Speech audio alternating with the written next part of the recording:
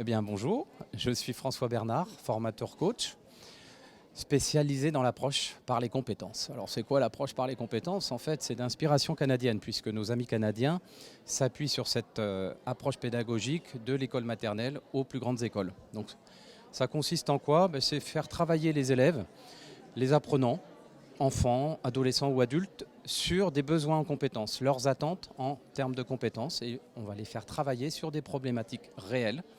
Et surtout, ils vont travailler ensemble. Ils vont chercher, bien sûr, individuellement, mais également collectivement, en sous-groupe, grâce à l'intelligence collective et en sollicitant les différentes formes d'intelligence.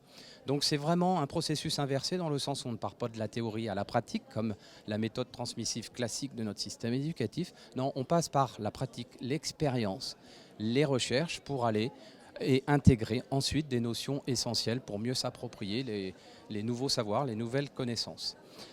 Donc cette approche, en fait, j'ai eu l'honneur de travailler pour deux grands ministères, le ministère des Armées, l'armée de l'air, à l'école des officiers de l'armée de l'air, où j'interviens toujours, et l'école nationale supérieure des officiers de sapeurs-pompiers. On a mis cela en œuvre, c'était une volonté, je dirais, stratégique et politique, de développer d'autres pratiques pour leurs élèves officiers de sapeurs-pompiers. Ce que l'on a fait, on a vu des résultats extraordinaires. Je vais donner un exemple, on a gagné la moitié du temps de la formation, on va dire, pratique et technique grâce à cette approche. Pourquoi? Parce qu'on les fait travailler ensemble, on les fait réfléchir et raisonner. Quel est leur processus intellectuel, comment ils organisent leurs idées, comment ils prennent des décisions, comment ils vivent des émotions. Donc c'est assez fantastique. Et le gain après au niveau justement mise en situation réelle, puisque la compétence se situe dans un contexte professionnel, eh bien, elle est beaucoup plus rapidement intégrée, cette compétence.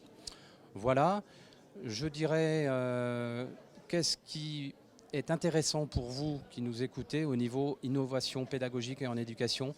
Moi, je vois vraiment la plus-value et l'intérêt des travaux en sous-groupe, des sous-groupes de 4 à 6 apprenants. Là, je viens de former des médecins et des cadres infirmiers grâce à la formation simulation en santé.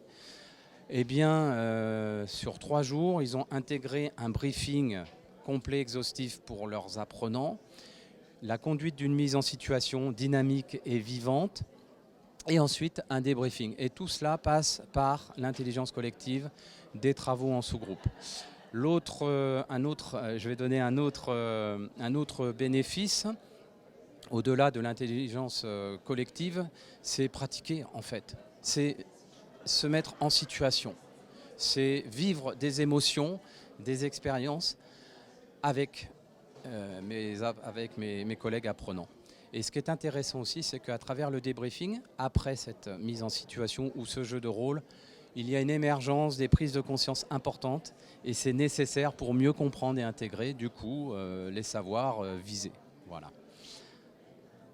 Par ailleurs, je suis auteur d'un livre-outil, l'approche pédagogique par les compétences, aux éditions AFNOR, où vous avez des outils pratiques, 78 outils pratiques, et un conte satirique, les 7 rêves d'un professeur pour libérer l'approche par les compétences. C'est un conte assez caustique, dans un pays imaginaire, l'histoire d'un professeur pas comme les autres.